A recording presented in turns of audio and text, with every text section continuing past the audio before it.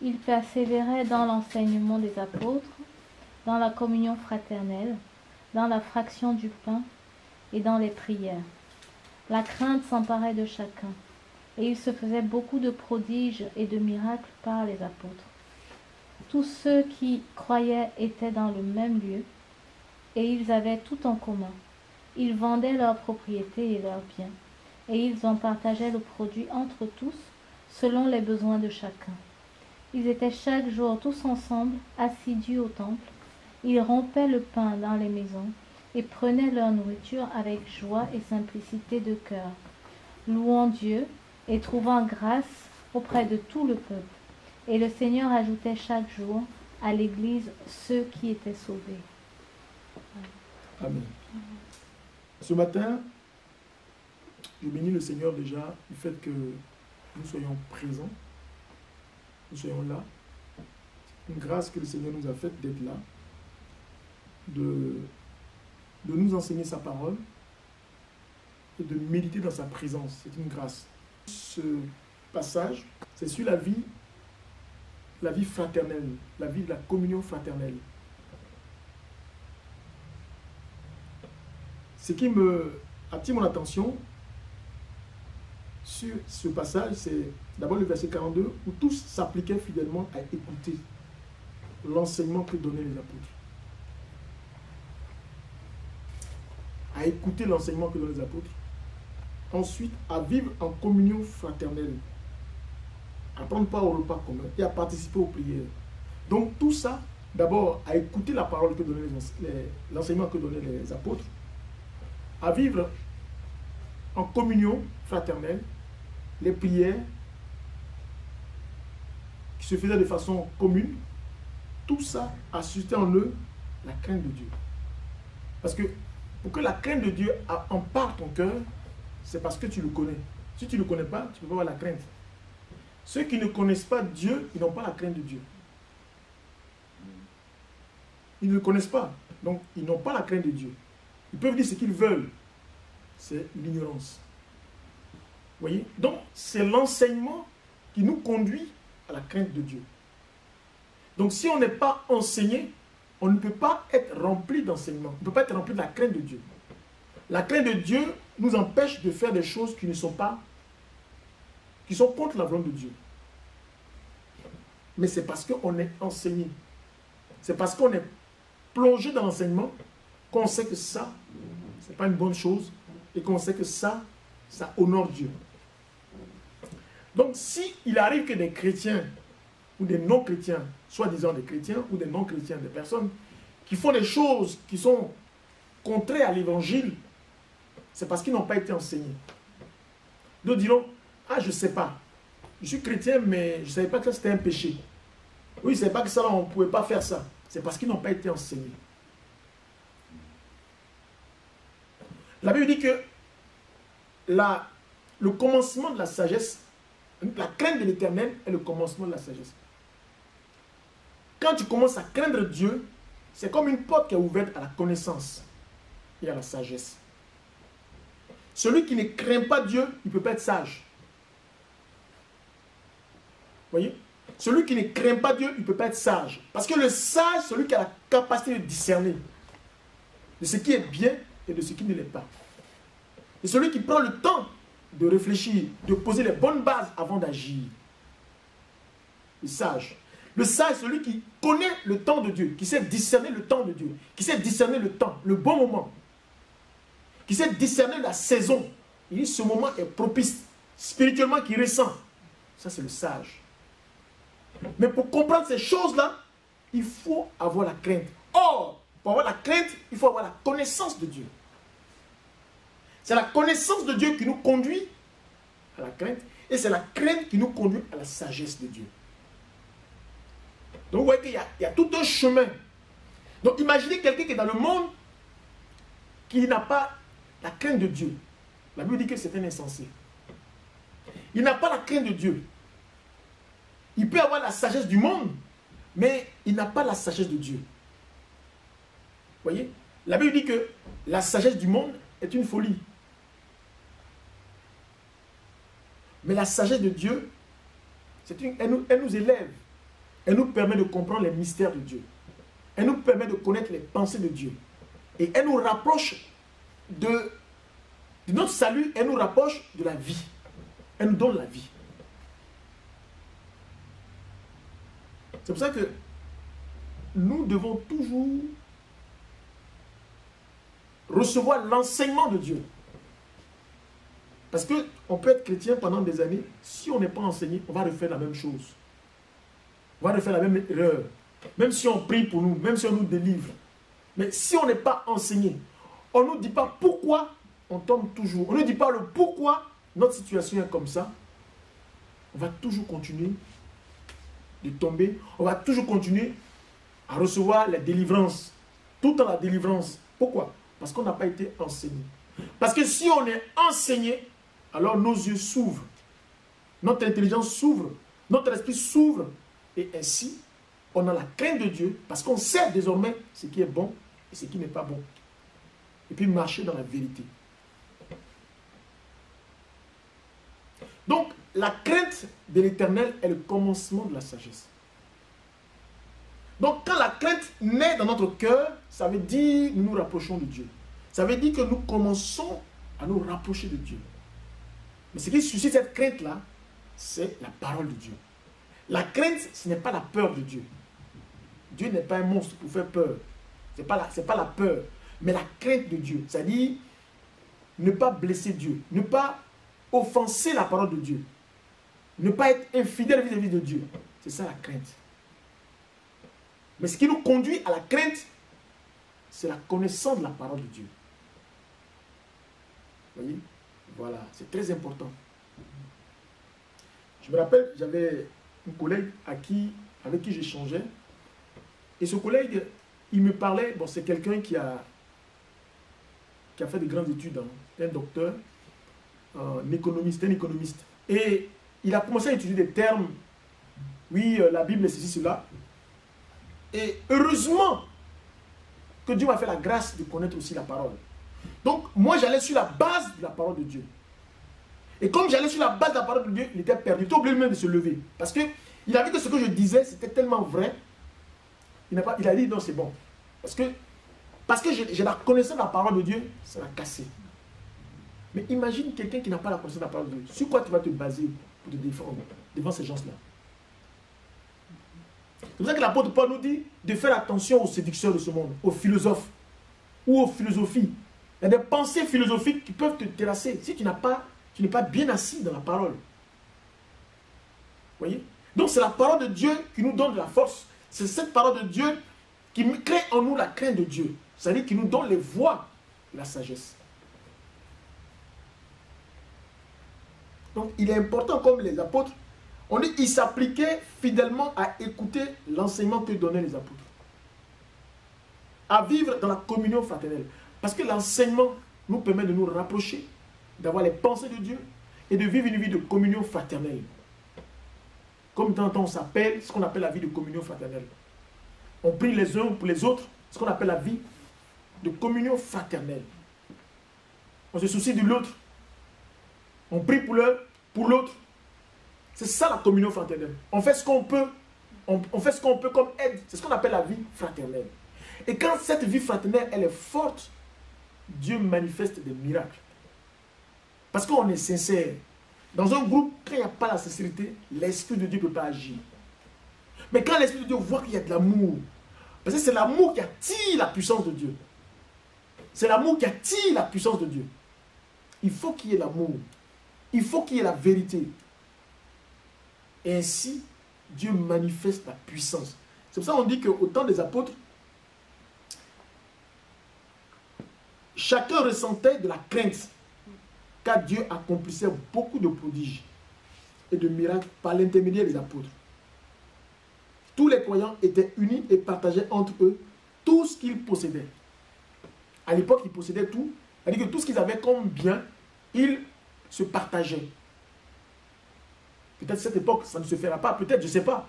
Mais à l'époque, ils mettaient tout en commun. Vous voyez? Ils mettaient tout en commun pour construire une seule famille. Une seule famille. Tous leurs biens mettaient en commun. Former une seule famille. Peut-être aujourd'hui on ne le fera pas, peut-être, je ne sais pas. Mais on peut s'entraider, on peut avoir de l'amour, on peut avoir la vérité en nous, on peut se soutenir dans la prière. C'est ça. Prier pour un frère, pour une soeur, se soutenir.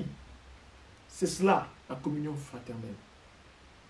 Et si on est sincère, quand on prie pour un frère ou pour une soeur, on est sincère, Dieu manifeste sa puissance. Tous les croyants étaient unis et partageaient entre eux tout ce qu'ils possédaient. Ils vendaient leurs propriétés et leurs biens et répartissaient l'argent ainsi obtenu en tous, en tenant compte des besoins de chacun. Mais chaque jour, régulièrement, ils se réunissaient dans le temple. Ils prenaient leur repas ensemble dans leur maison et mangeaient leur nourriture avec joie et simplicité de cœur. Ils partageaient tout. Même si, comme je l'ai dit, même si on ne partage pas nos repas ensemble, mais le fait qu'on soit complice, le fait qu'on prie les uns pour les autres, le fait qu'on appelle un frère ou une soeur, on soutient, c'est ça aussi la communion fraternelle. Et c'est comme ça que Dieu va manifester sa puissance. C'est comme ça que Dieu va agir. Vous voyez? Voilà. Chaque jour, régulièrement, ils se réunissaient dans le temple, ils prenaient leur repas ensemble dans leur maison et mangeaient leur nourriture avec joie et simplicité. Ils louaient Dieu et étaient estimés par tout le monde. Le Seigneur ajoutait chaque jour à leur groupe ceux qu'il aimait au salut. C'est le Seigneur qui a mené des personnes à leur groupe. Pourquoi? Parce qu'il y avait la présence de Dieu. Parce qu'il y avait la joie. Parce qu'il y avait l'amour. Donc Dieu a mené des personnes pour qu'ils reçoivent l'amour de Dieu. Pour qu'ils reçoivent la guérison. Pour qu'ils reçoivent aussi leur part de restauration. Amen. Donc je reviens sur le fait que la crainte de Dieu, c'est ce que nous recevons de Dieu à travers les enseignements. Vous voyez? Si on reçoit de Dieu la crainte, ça veut dire c'est le début de la connaissance de Dieu. Et j'aimerais vous rappeler un peu l'histoire du jeune prophète et du vieux prophète. Je ne sais pas si vous avez entendu ça dans 1 Roi chapitre 13. Le jeune prophète, en fait, c'est quelqu'un que Dieu avait délégué pour aller, c'était à l'époque où Israël était divisé en deux. Il y avait Israël du sud, qu'on appelait le royaume de Juda, et Israël du nord, qu'on appelait tout coup Israël. Et l'Israël du nord, il y avait comme roi Jéroboam, je ne me trompe pas, qui était roi d'Israël à cette époque-là. Donc, Dieu envoie Jéroboam, c'est Dieu qui l'avait établi comme roi dans cette zone-là. Mais c'est avéré que Jéroboam, il s'est détourné de Dieu et il a commencé à établir un autel pour des dieux étrangers, pour des idoles. Et Dieu n'a pas aimé. Et Dieu va susciter un prophète depuis Bethel, c'est-à-dire depuis le royaume de Juda, pour venir lui dire de ne pas bâtir d'autel pour un dieu. Pour un autre Dieu. Parce que c'est vrai, le Dieu Baal, je ne sais plus exactement. Et ce prophète-là, Dieu lui dit, quand tu iras voir le roi, tu lui transmets le message. Et quand tu auras fini de transmettre le message, tu prends la direction contraire à celle que tu as prise pour venir. C'est-à-dire que tu vas dans l'autre sens. Si tu viens de là, toi tu pars de l'autre côté comme ça. Mais tu ne reviens pas comme ça pour retourner. Dieu lui a dit ça. Il dit, quand tu iras là-bas, ne mange pas. Ne mange pas la nourriture. Tout ce qu'on te propose, ne mange rien. Il a dit, il a compris. Et ce jeune prophète, il part de Bethel jusqu'à il arrive à Jérusalem, en Israël. Pardon, il arrive en Israël. Et là, il arrive à l'endroit où le roi était en train de faire là où se trouve son hôtel, là où il fait ses cérémonies. Et le prophète a reçu, il a transmis le message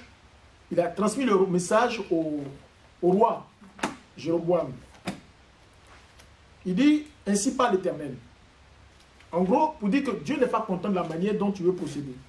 Dieu n'est pas content parce que tu as établi un autel ou d'autres dieux. Et le roi, lui, il s'est entêté. On dit le culte de Bethel. On dit le 15e jour du 8e mois, il avait lui-même choisi cette date. Jéroboam, ça c'était Jéroboam. célébra donc à Bethel une fête pour le peuple d'Israël. Donc ce n'était pas à Bethel, il venait de Jérusalem, de Juda, à Bethel. Bethel, c'était en Israël. Voilà. Et c'est à Bethel que ce roi avait bâti un autel pour des dieux, voilà, pour des idoles. D'accord? Et ce prophète arrive, il arrive à Bethel et il voit le roi et tout le cérémonial. Voilà. Or, un prophète avait reçu l'ordre du Seigneur de se rendre au pays de Juda, à Bethel. Il arriva au moment où Jéroboam était occupé à faire brûler un sacrifice sur l'autel. Il prononça cette parole du Seigneur contre l'autel. Autel, autel, écoute ce que déclare le Seigneur. Un garçon va naître dans la vie de David. Il s'appellera Josias. Sur toi, autel, il sacrifiera les prêtres des lieux sacrés, là où ceux-ci faisaient auparavant brûler le sacrifice.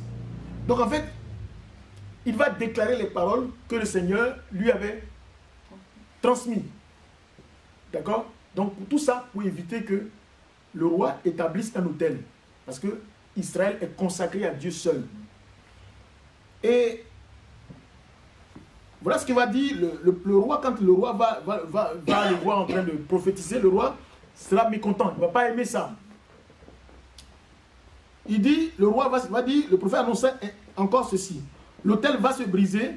Donc il va donner un signe. C'est-à-dire que malgré tout ce qu'il va lui dire, les gens voudront bien voir un signe. De ce qui prouve que Dieu, c'est Dieu qui l'a envoyé. Et il va dire, l'autel va se briser et les sangs de grâce qui s'y trouvent vont tomber à terre. Vous aurez ainsi la preuve que c'est bien le Seigneur qui a parlé. Lorsque le roi Jéroboam entendit ce que le prophète disait contre l'autel de Bethel, il tendit le bras par-dessus l'autel et cria, arrêtez cet homme. Mais son bras demeura tendu et paralysé. Pendant qu'il a dit arrêtez cet homme, la Bible dit que son bras demeura tendu et paralysé. C'est-à-dire qu'il n'a pas pu ramener son bras à sa position de départ. Donc c'était bloqué. Pour dire, c'était un signe que c'était Dieu. Voilà, c'était Dieu qui avait fait cela. D'accord? Et par la suite, on va voir que, on dit lorsque le roi Jéroboam entendit ce que le prophète disait contre l'autel de Bethel, il tendit le bras par-dessus l'autel et cria, arrêtez cet homme, mais son bras demeura tendu et paralysé, de sorte qu'il ne pouvait plus ramener à lui. Au même moment, l'autel se brisa et les sangs de grâce qui étaient dessus tombèrent à terre, conformément à ce que le prophète avait annoncé de la part du Seigneur. Aussitôt le roi dit au prophète, je t'en prie, supplie le Seigneur, ton Dieu, de me pardonner et de guérir mon bras. Son bras est resté comme ça. Donc il a vu qu'il savait la puissance de Dieu. Lui, en tant que roi, il ne peut plus ramener son bras. C'est une honte. Donc il demande au prophète, au jeune prophète, de prier Dieu pour que son bras soit guéri et que son bras revienne à la normale. Vous voyez? Le prophète pria le Seigneur et le bras du roi fut complètement rétabli. Donc le prophète va prier et le bras du roi va revenir à la normale. Alors le roi va lui dire quoi? Il invita le prophète en ces termes. Parce que le roi, il a vu la puissance de Dieu. Donc il a vu que lui, c'était vraiment un prophète. Donc il a dit, ah bon, tu es vraiment un homme de Dieu, je t'invite à venir chez moi pour manger. Il dit, je t'invite, il dit, alors le roi invita le prophète en ces termes, viens avec moi dans ma maison, alors manger quelque chose. Je te ferai un cadeau, je te fais un cadeau. Parce qu'il a vu que cet homme-là était vraiment un homme de Dieu, il veut faire un cadeau, il veut lui donner tous les présents, il veut lui mettre à l'aise. Oh, qu'est-ce que Dieu a dit à l'homme de Dieu? Il dit, quand tu iras à Bethel, tu vas prophétiser, tu vas dire ceci. Mais après ça, tu ne manges rien. Même sur un repas, tu ne manges rien. Un cadeau, rien. Tu ne prends rien et tu retournes là d'où tu es venu. Mais dans le sens contraire. C'est-à-dire, je te donne le message, je viens comme ça, et puis après, je ne reviens plus comme ça. C'est-à-dire, je vais dans l'autre sens, comme ça. Et je passe comme ça. Ça, c'est les consignes que Dieu a données. C'est ce que Dieu a dit. D'accord? Et quand tout le peuple a vu, il y avait les fils du vieux prophète qui étaient là ce jour-là. Ils ont vu ce que Dieu avait fait à travers ce jeune prophète. Donc ils sont allés voir. D'abord, le jeune prophète va dire au roi, il va répondre au roi. Alors le roi invita le prophète en ces termes, viens avec moi, allons manger. Mais le prophète répondit au roi, même si tu me donnais la moitié de ta fortune, je n'irai pas chez toi. Je ne mangerai pas une miette de pain et je ne boirai pas une goutte d'eau en ce lieu.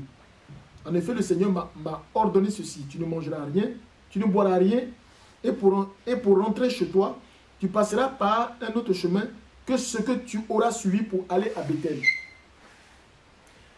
Dieu m'a dit de ne pas manger, de ne même pas boire. Donc, le fait d'écouter la parole de Dieu, le fait d'obéir, de dire au roi, oh, le roi, il veut le corrompre. Le roi veut l'influencer. Mais lui, il a la crainte de Dieu. Il a la crainte de Dieu. Dieu lui a dit. Donc, il s'appuie à ce que Dieu lui dit. Et quand tu obéis à ce que Dieu dit, tu es sage. Tu vois? Quand tu écoutes ce que Dieu dit, alors tu es sage. Alors lui, il a dit non, il ne mangera pas. Le roi lui a proposé tout. Il a dit non. C'est pas parce que j'ai prié pour toi, que tu es sauvé, tu es guéri, que tu vas vouloir me corrompre, et puis moi je vais tomber dedans. Non. Il faut que j'ai le discernement. Parce que l'ennemi peut te proposer, c'est un roi, il a l'argent, il a tous les biens, c'est une relation. Tu dis, ah, moi j'ai eu des relations. Mais peut-être que cette relation, Dieu n'approuve pas. Dieu t'a envoyé pour une mission précise, après tu pars. Mais Dieu ne t'a pas envoyé là pour que tu fasses la mission et puis tu profites des biens des autres. Non. Dieu t'a envoyé là pour une mission précise et après tu pars.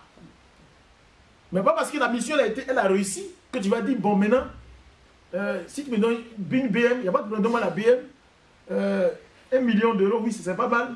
Et puis tu es assis là. Oh, Dieu t'a dit juste de prier pour la personne et puis de partir. C'était le cas de Géasi, lui de roi aussi. Voilà.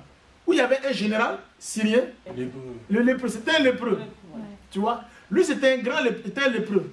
Et c'est sa servante qui a eu la révélation, qui a eu des informations comme quoi, à Jérusalem, on a un grand homme là-bas, un homme de Dieu, qui était capable de le guérir de sa lèpre.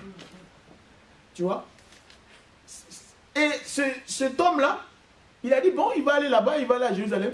Il va à Jérusalem, il voit un homme, Naaman le lépreux. C'était Naaman le lépreux. Ouais. Voilà, Naaman. C'est 2 Rois chapitre 5. 2 Rois chapitre 5. Voilà. Amen. Vous êtes vraiment dans la parole. Amen. Alléluia. Amen. Et ce Naaman, il part en Israël, il va voir le prophète Élisée. Il dit, je suis venu, je veux que tu me guérisses de la lèpre. Élisée dit, mais pourquoi? Il dit, je suis venu pour que tu me guérisses de la lèpre. Il dit, ok, il n'y a pas de problème. Demain matin, tu vas te laver dans une eau, là, une rivière là-bas, dans le Jourdain. Lui, c'est un général. Naaman est un général, c'était quelqu'un haut placé, c'était un dignitaire. Et ce dignitaire-là, il va se mettre dans l'eau du Jourdain. C'est la honte. Mais c'est ce que Dieu a dit. Tu écoutes. Parce que Dieu a dit ça au prophète Élisée. Le lendemain, il dit, lui d'abord, il a dit non, il ne peut pas aller se laver dans le Jourdain. Comment lui, comme ça, il va se laver dans le Jourdain? Et c'est sa servante qui dit, mais non, il faut te laver. C'est pas grave, il faut te laver, c'est pas un problème. Lave-toi, tu vas voir. Cet homme-là, j'ai vu, il a fait plein de choses. C'est un homme de Dieu, va-t'en. Il a dit, bon, ok, je vais essayer. Et le matin, il est allé se laver et il a été purifié. Et quand il a été purifié, il est venu avec des présents, des biens. Ah, il dit non, c'est pas possible. Il dit non, toi, tiens, tout c'est bien parce que par toi, Dieu m'a béni. Oh, Dieu a dit à son prophète Élisée, touche à rien. C'est ce que Dieu a dit à son prophète. Il dit, tiens ça. Le prophète dit non, prends tous tes biens. Prends tous tes biens et puis va-t'en. Je n'ai pas besoin de tes biens. Il dit, mais voilà les trésors, tout ça. Il dit, je n'ai pas besoin de tes biens. J'ai fait l'œuvre de Dieu, allez, va-t'en. Mais il avait un de ses compagnons qu'on appelait Géasi. Il s'appelait Géasi, ça non Géasi. Géasi. Géasi, il a vu les biens, il dit, ah, c'est on va laisser partir. Vous voyez? Donc, il y a toujours des personnes qui n'ont pas la crainte de Dieu. Même qui sont dans l'église, ils n'ont pas la crainte de Dieu. Donc, ils ne sont pas sages. On a vu dit que le commencement de la sagesse, la crainte de Dieu, elle le commande. Mais craindre Dieu, c'est avoir la connaissance de Dieu. Obéir à Dieu, parce que tu connais, Dieu t'a parlé. Donc, quand tu obéis, tu as la crainte. Celui qui obéit, il a la crainte. Mais Géasi n'avait pas la crainte de Dieu. Pourtant, il marchait tout le temps avec le prophète. Il voyait les miracles. Il voyait ce que Dieu faisait.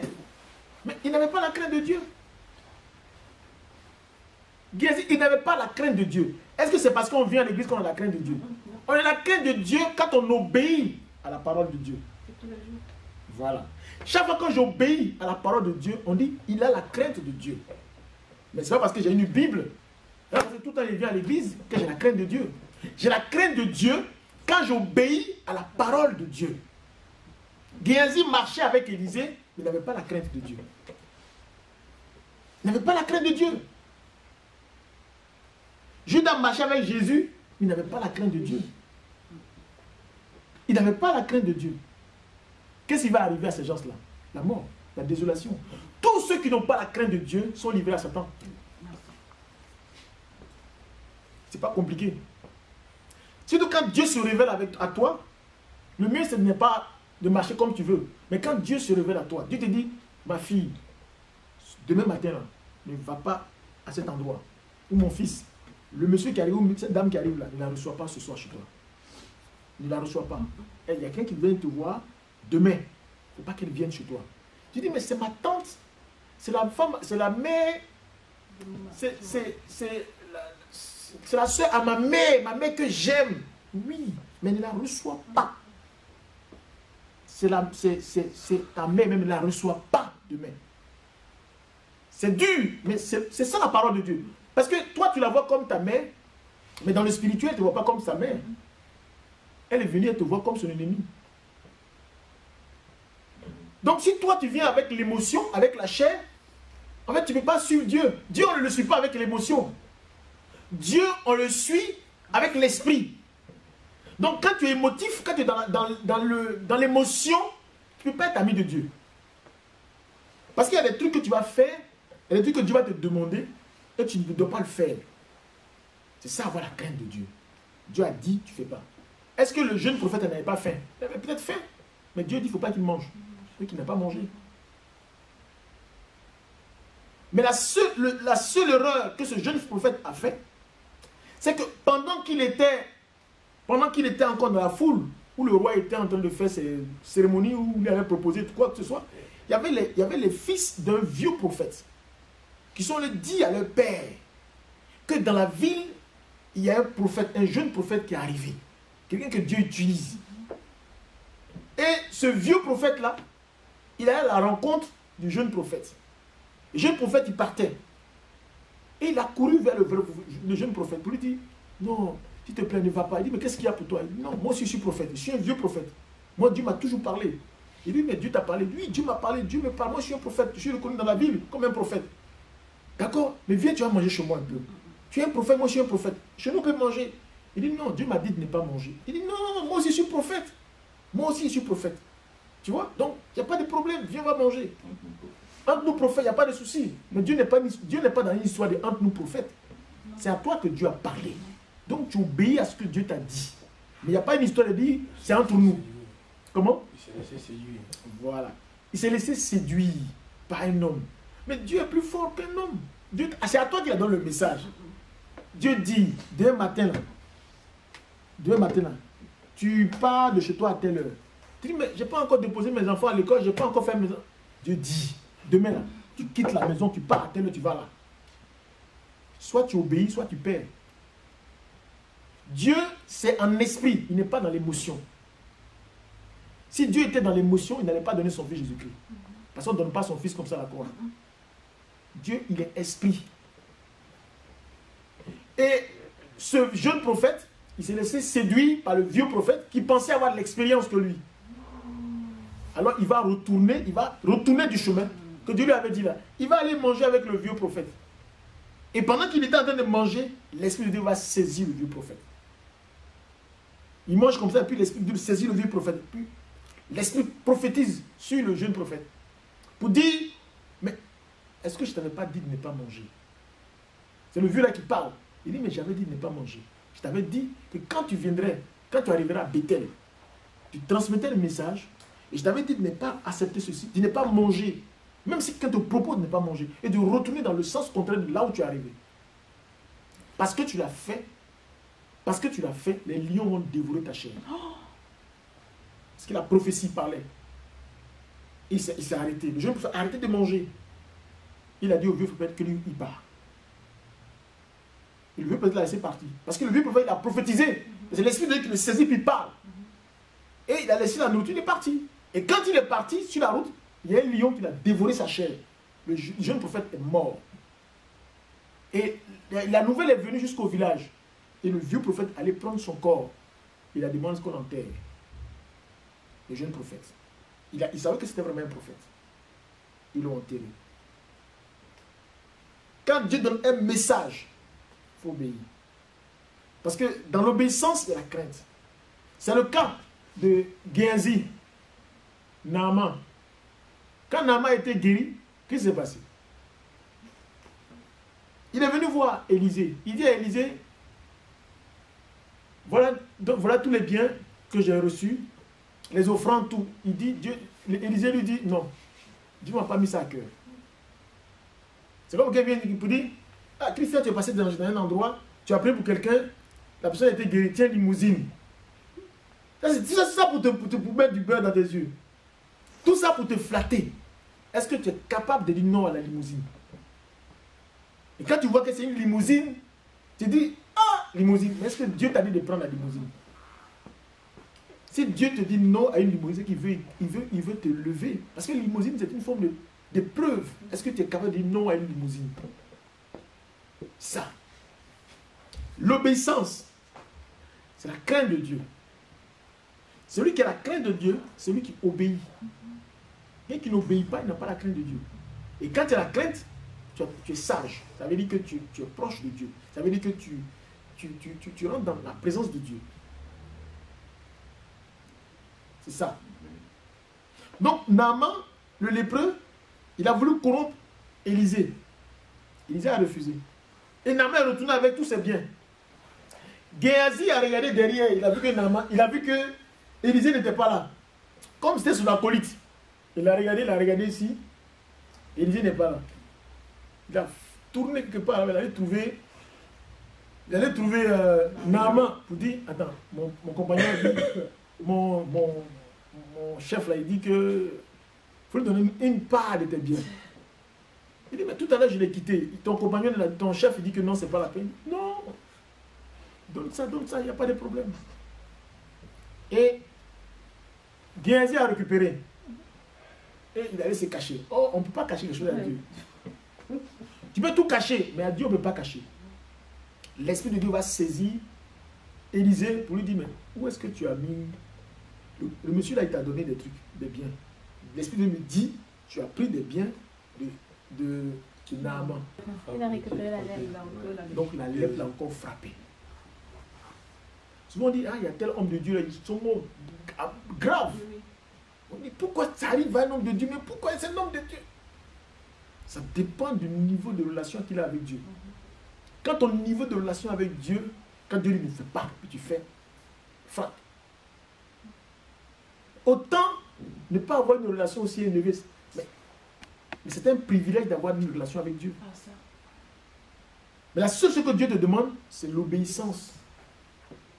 Parce que l'épreuve sera terrible. Est-ce que tu vas tenir? Ce n'est pas tout le monde qui craint Dieu. Tout le monde a des Bibles, mais tout le monde ne craint pas Dieu. Mais celui qui craint Dieu, c'est celui qui obéit à la parole de Dieu. Et celui qui obéit est sage. Tu vois? C'est pas comme Dieu, c'est pas comme si Dieu fait peur. Dieu ne fait pas peur. Mais on a besoin d'être sage. Si on cherche Dieu en vérité, si on veut aller loin avec Dieu, alors on doit laisser Dieu faire. Parce que Dieu sait ce qui est bon pour nous. Le jeune prophète, il a désobéi. La conséquence est là. Ce n'est pas une manière de dire que quelque chose va nous arriver si on fait des trucs. Non, ce n'est pas ça. Mais c'est pour dire qu'il faut avoir la crainte de Dieu. Il faut que nous arrivions à avoir la crainte de Dieu. C'est pour notre propre bien. Tu vois? C'est pour ça que Dieu ne se révèle pas à tout le monde comme ça. Parce que si Dieu se révèle à toi, il est plus exigeant. Comme je disais la fois dernière, il dit, celui qui est un passant comme ça peut insulter Hollande. Ou il peut insulter la France. Un passant, on ne va rien lui faire. Mais quand tu arrives à être ministre à l'Élysée, tu ne peux pas te permettre d'insulter Hollande. Sinon, tu vas la prison directe. Ou on va te démettre de tes fonctions. Parce que tu es dans le cœur du pouvoir. Mais quand tu es hors du pouvoir, tu peux insulter. Tu peux te mettre là même, tu peux même mettre même drapeau. Hollande, tu peux l'insulter comme tu veux. Mais quand tu es dans le cœur, c'est comme ceux qui sont dans la présence de Dieu. Ceux que Dieu, à qui Dieu se révèle. Ceux qui sont allés loin avec Dieu. Eux, ils n'ont plus droit à l'erreur. C'est parce que ça fait peur. Mais il ne peut pas se permettre. Parce que Dieu s'est révélé. C'est comme un homme va avec une femme, la femme, ils se connaissent. Il y a des trucs que tu ne peux plus. Voilà. Il y a un respect, une considération. Voilà. Et c'est pareil avec Dieu. Il y a cette intimité-là, ce respect que tu dois avoir. Parce que quand Dieu se révèle à toi, quand Dieu se dévoile à toi, il devient plus exigeant. Moi, au début, je ne comprenais pas ça. Je dis, mais je ne comprends pas pourquoi on dit qu'il y a telle personne, des hommes de Dieu, on dit, il est mort accidentellement. Pourtant, on dit, mais c'est un homme de Dieu. Quand tu regardes en fond, moi, au début, je ne comprenais pas. Mais Dieu m'a révélé, Dieu m'a dit, il y a quelque chose qu'ils ont fait. Pas parce qu'ils sont mauvais, ils ne sont pas mauvais. Pas parce qu'ils sont mauvais, ils ne sont pas mauvais. Mais il y a quelque chose que j'ai désapprouvé, je n'ai pas approuvé. Parce que je les aime. Parce que ce sont mes élus. Je ne veux pas qu'ils fassent une erreur. Donc, plus Dieu t'élève, plus Dieu il est exigeant. Dans le désert, qui n'a pas vu Canaan? Moïse. Moïse a fait quoi? Juste désobéir parce qu'il devait frapper 2 fois. Il a tapé 3 fois à cause de la colère. Et pour ça, Dieu dit, tu vas juste voir Canaan, mais tu ne vas pas rentrer à Canaan. Pour ça, et pourtant, c'est celui-là même qui a fait sortir le peuple de Dieu d'Égypte. Je ne sais pas si vous voyez. C'est celui-là qu'on a choisi pour aller faire sortir le peuple d'Égypte. Mais il n'a pas vu Canaan. Il te dit. C'est ça. C'est ça. C'est que Dieu ne se révèle pas à n'importe qui, à tout le monde. Il nous fait la grâce d'avoir quelques petites visions, des petites révélations. Mais si Dieu se présente à toi, il dit passe là, tu passes là. Rentre ici, tu rentres là. Comme ça, tu rentres là. C'est une grâce. Ah! C'est une grâce. Il te dit. Mais il faut. Mais il travaille, mais il va te travailler. Il va te travailler d'abord. Il va te travailler, mais. C'est ça. C'est le travail que Dieu fait. C'est des petites révélations comme ça. Petite vision, petite révélation, machin comme ça. Mais quand Dieu se présente, Dieu parle à Samuel. Samuel dort avec le grand prêtre Élie dans le temple. Samuel, une fois, il demande à Élie, c'est toi qui m'appelles? Non, dors. Deuxième fois, Samuel, c'est quoi qui m'appelle? Élie a compris, le prophète Élie, le grand prêtre Élie a compris que c'était Dieu qui parlait, qui appelait Samuel. Et quand il a parlé une 3e fois, il dit, parle Seigneur, ton serviteur écoute. Et Dieu va parler au petit Samuel. Quand Dieu prend le temps de te parler comme ça, là, face to face, comme ça. Il y a un grand, il y a un grand, oui. Il y a quelque chose de grand. C'est-à-dire, il y a quelque chose, non. C'est-à-dire, il n'a plus, c'est-à-dire, toi, tu n'as plus, tu dois écouter ce que Dieu dit. C'est pas ton camarade maintenant. Tu es dans l'obé, quand on dit l'obé. Quand Dieu prend ce temps, c'est que tu n'es plus son camarade. Il te dit, écoute ce que je te dis. Je me suis révélé à toi. Maintenant, tu prends ce chemin, tu fais ça, tu vas là, tu vas là. Mais Dieu ne peut pas se révéler à toi comme ça, et puis tu as vécu dans le désordre. Non, Dieu, pardon, non, c'est un esprit, c'est pas Dieu. Dieu ne peut pas se révéler à quelqu'un comme ça, et puis la personne a vécu dans le désordre. Non. Moïse, dans le désert, il était avec ses vaches, et Dieu va se révéler à lui dans le buisson ardent. Il voit le feu qui apparaît comme ça dans le buisson, et puis le feu apparaît, et le buisson ne brûle pas. Et dans le buisson, il y a une voix qui sort, et Dieu parle à Moïse. Moïse veut tourner, Dieu dit, ne te tourne pas la face. Celui qui me voit ne vivra plus. Donc Moïse était, puis Dieu lui parle derrière. Parce qu'il n'a pas le droit de regarder tourner pour voir Dieu. Donc ce Moïse-là, c'est une grâce que Dieu lui parle. C'est pour ça que Moïse qui était peureux, quand il allait en Égypte, il n'avait plus peur, il passait comme ça, il allait en Égypte. Où tu vas? Sa femme lui dit, je vais en Égypte pour aller libérer le peuple d'Israël. Il avait confiance. Il avait confiance. Il a fait une rencontre puissante. Paul aussi. Ah, oui. Paul, quand il a rencontré Jésus-Christ sur la route de Damas, c'est fini. Tout a changé. Pendant 3 jours, Paul n'a pas mangé, il n'a pas bu. Il a eu une effusion du Saint-Esprit. Il est descendu, Paul a commencé à évangéliser. Il a commencé à prêcher. Jésus-Christ, on dit, mais quand il arrive dans des synagogues, les gens fuient, les chrétiens fuient. Il dit, non, frère, je suis converti. C'est moi, frère. Oh, Paul. C'est Paul là qui tuait les chrétiens. Vous voyez? Donc c'est ça. Paul, il est devenu esclave de Jésus de Nazareth. Et quand on devient esclave, non, c'est fort. Hein? Parce que Dieu s'est présenté à toi, Paul. Tu vois? Donc, il y a les Pierre, ils ont marché avec Jésus. Les Philippe, ils ont marché avec Jésus. Les Jacques, tous ils ont été tués. Ils sont prêts à ça. Ils sont prêts à ça. Ils sont prêts. Mais ils l'ont touché. Ils l'ont touché. Ils ont touché Jésus comme ça. Ils ont vu sa puissance. Ils sont prêts. Un témoignage véridique. Vivant.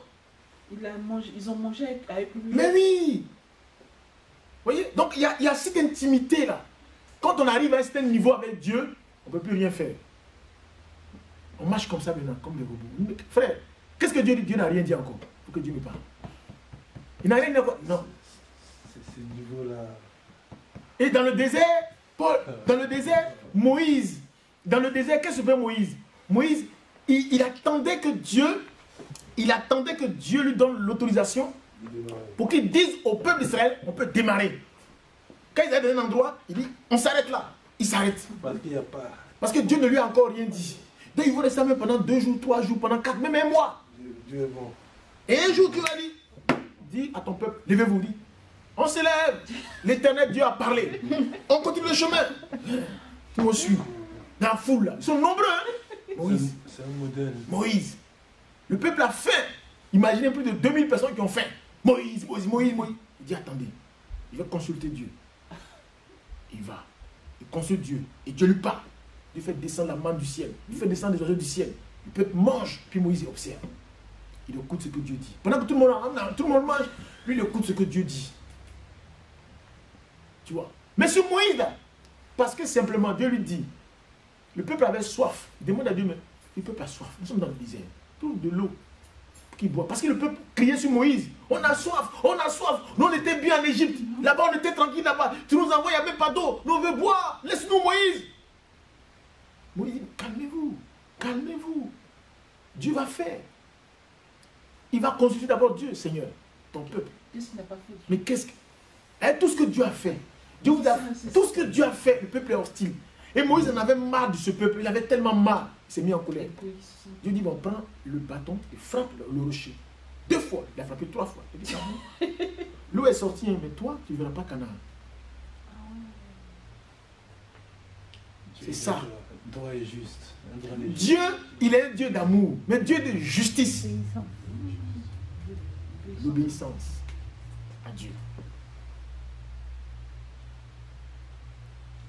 Toutes les personnes à qui Dieu s'est révélé comme ça, ah, c'est chaud. Hein?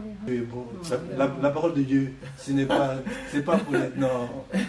La Bible, oh non, elle est trop puissante. Hein. Quand tu rentres dans la parole, c'est pour ça que les gens ne veulent pas que les gens aient la révélation de la parole. Les gens quand ils disent, non, il ne faut pas lire la Bible, il ne faut pas la lire. Mais la Bible, elle est spirituelle. C'est vrai que c'est une grâce, mais elle est spirituelle. Parce qu'il y a des personnes... Tu peux la lire, mais tu ne peux pas comprendre. Tu peux pas comprendre. Voilà. Il faut avoir la grâce. Moi, j'appelle ça la grâce. Et je te promets qu'il y avait un moment où je lisais la Bible, je ne comprenais pas, je sais. Et là, aujourd'hui, je te promets que je comprends. Ouais, et même jusqu'à même, je trouve même des révélations. Des révélations, c'est ça. C'est Dieu qui ouvre l'esprit. C'est ça. Il ouvre l'esprit parce que ton esprit est disposé. Voilà.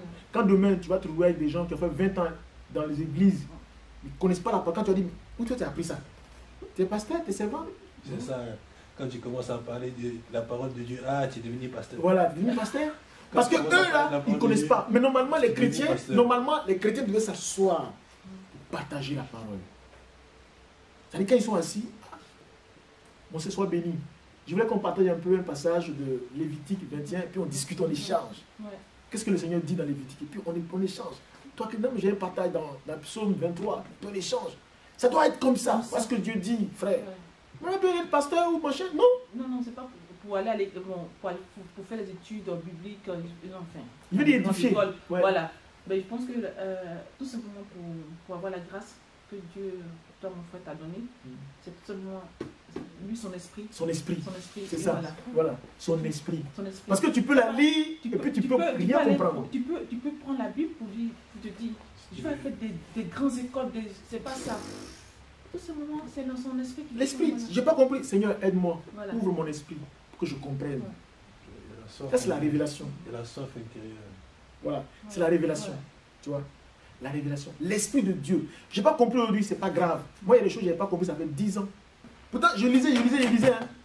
Je n'ai pas compris. Donc, en gros, voilà un peu. Amen. Avec toi, je retournerai, oui, demeurer éternel.